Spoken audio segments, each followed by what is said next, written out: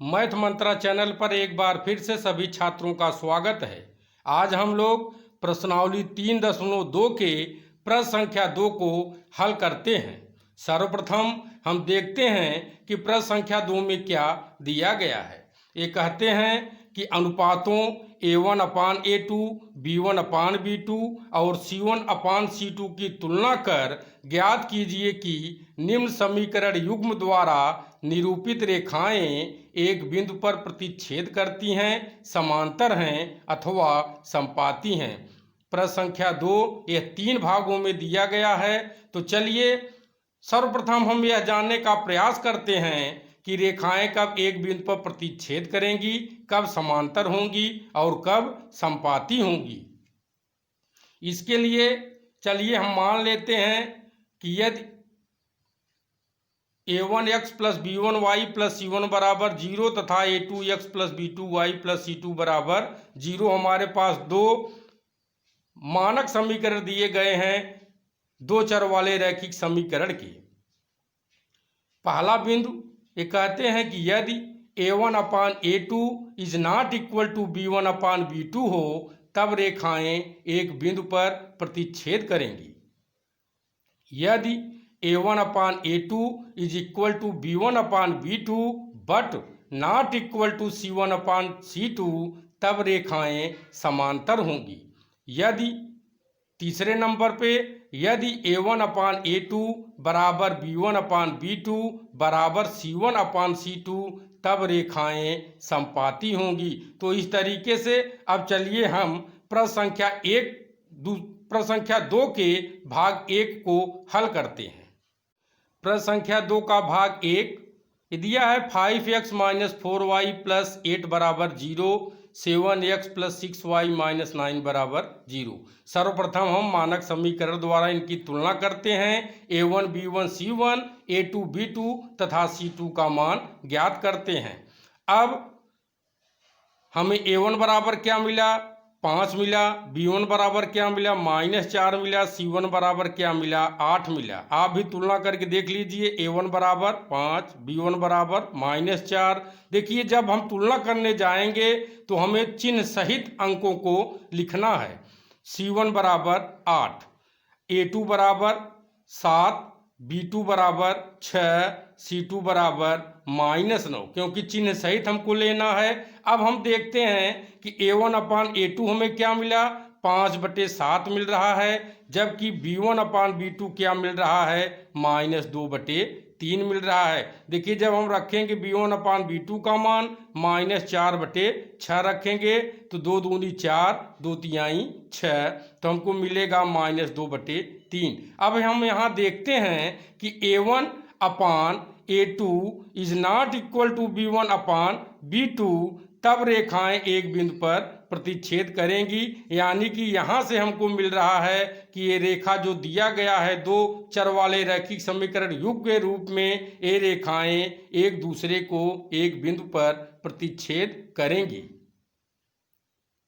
प्रश्न संख्या 2 के भाग 2 में दिया है 9x + 3y + 12 बराबर 0, 18x + 6y + 24 बराबर 0। एक बार फिर से हम मानक समीकरण से इसकी तुलना करते हैं। A1x + B1y + C1 बराबर 0, A2x + B2y + C2 बराबर 0। तो हमें मिलता है A1 बराबर 9, यहाँ देखिए ध्यान से, B1 बराबर 3, C1 बराबर 12, A2 बराबर 18, B2 बराबर 6, C2 बराबर 24। अब हम लोग तुलना करते हैं। A1/A2 बराबर हमको क्या मिल रहा है, 9/18। 9/18 का मतलब 1/2, 9 × 9 9, 9 दूनी 18।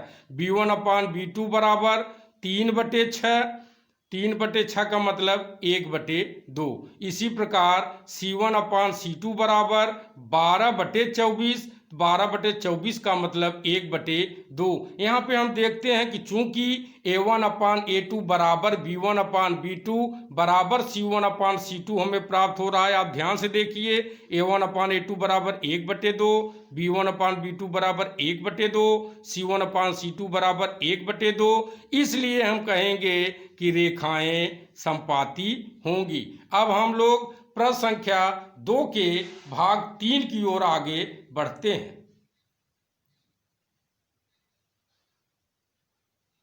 भाग 3 में हमें दिया गया है 6x माइनस 3y प्लस 10 बराबर 0, 2x माइनस वाई प्लस 9 बराबर 0। एक बार फिर से मानक समीकरण या व्यापक समीकरण द्वारा इसकी तुलना करते हैं तो a1x plus b1y plus c1 बराबर 0, a2x plus b2y plus c2 बराबर 0 से जब हम तुलना करते हैं तो हमें मिलता है a1 बराबर 6, b1 बराबर -3, देखिए चिन्ह सहित रखना है तो b1 बराबर -3, c1 बराबर क्या मिल रहा है 10 मिल रहा है, a2 बराबर 2 मिल रहा है, b2 बराबर -1 हमने क्यों लिया, क्योंकि देखिए चर राशि के साथ यदि कोई गुणांक नहीं दिया गया है तो आप जानते रहिए कि वहाँ सदैव एक गुणांक होता है, इसलिए हमने लिखा b2 बराबर -1, c2 बराबर 9।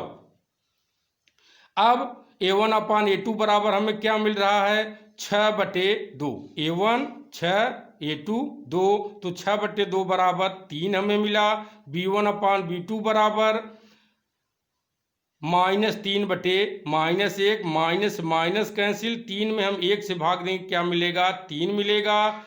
c1 अपान c2 क्या मिल रहा है 10/9 मिल रहा है।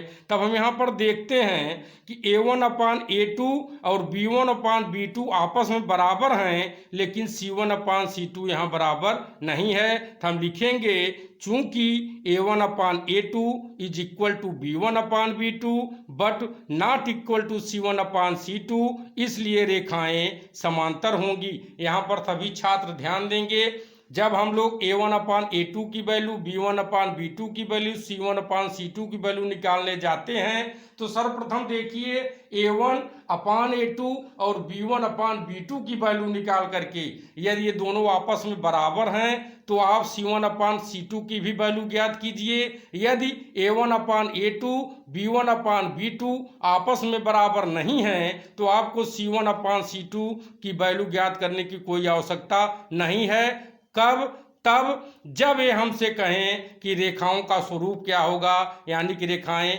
प्रतिच्छेद करेंगी, संपाती होंगी या समांतर होंगी। तो इस तरीके से आज हम लोगों ने प्रश्न संख्या 2 को हल किया और आप लोगों को विधिवत समझाने का प्रयास किया गया। यदि आप लोगों को यह प्रश्न भली भांति समझ में आ रहा है तो हमारे चैनल पे जाइए, हमारे चैनल को सब्सक्राइब कीजिए, लाइक कीजिए, अपने मित्रों के साथ शेयर कीजिए ताकि आप घर बैठे गणित विषय का आनंद पूर्वक अध्ययन कर सकें। आप लोगों ने इस वीडियो को वॉच किया, इसके लिए मैथ मंत्रा चैनल एक बार फिर से आप सभी छात्रों को धन्यवाद देता है।